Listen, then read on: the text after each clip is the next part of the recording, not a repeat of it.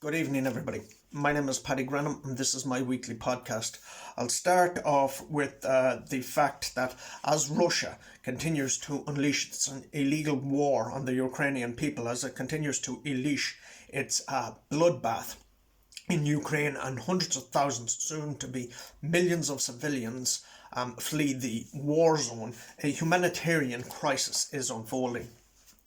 As these people evacuate the conflict area and they move slowly west, there is a severe need for supplies, and there are collections being taking place in multiple areas across Europe, all of Europe. But this Saturday, the 5th of March, there is a collection point in St Mary's Hall in Rockcurra in County Monaghan between 1 p.m. and 7 p.m. There is a complete list of everything that's been collected on my Facebook page, and you can go and have a look. But it's basically everything from sleeping bags to toothbrushes, everything from nappies to pasta and rice. All of it is being collected, and then it's all going to be transported out. Okay.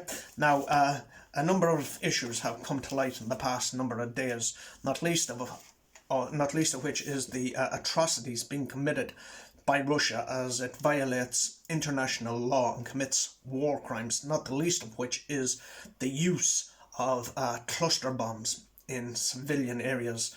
Now, the use of cluster bombs in civilian areas is in fact a war crime in and of itself. Okay? Now, there has been a debate in the Dáil as well around the expulsion of the Russian ambassador from Ireland.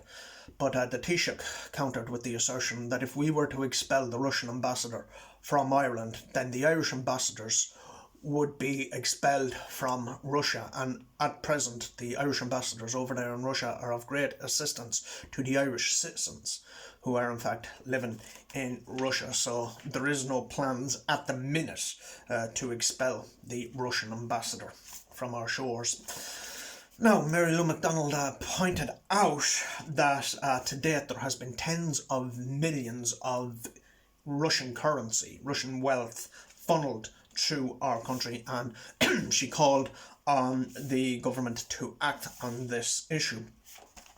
Now, Richard Boyd of People Before Profit highlighted the similarities between the atrocities that are being committed by the Russians and the atrocities that are being committed by the Israelis, and he brought to light the Amnesty International report, which highlights crimes including the murder of unarmed civilians and the denial of food and water to Palestinian civilians as well, and that Israel is in fact an apartheid state.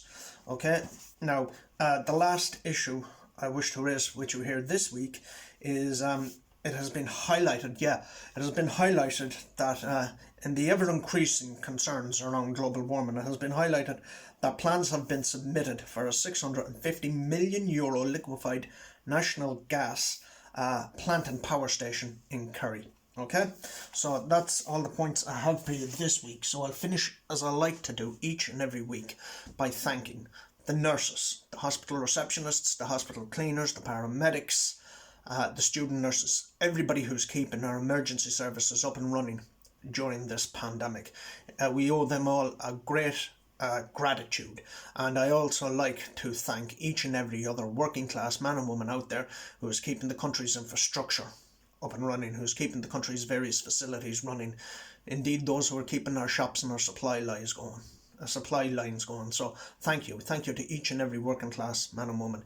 It is the working class man and woman that keeps the country going. It is not the millionaires, it's not the billionaires, it's not the multinational corporations or even the politicians. It is the working class man and woman. So thank you.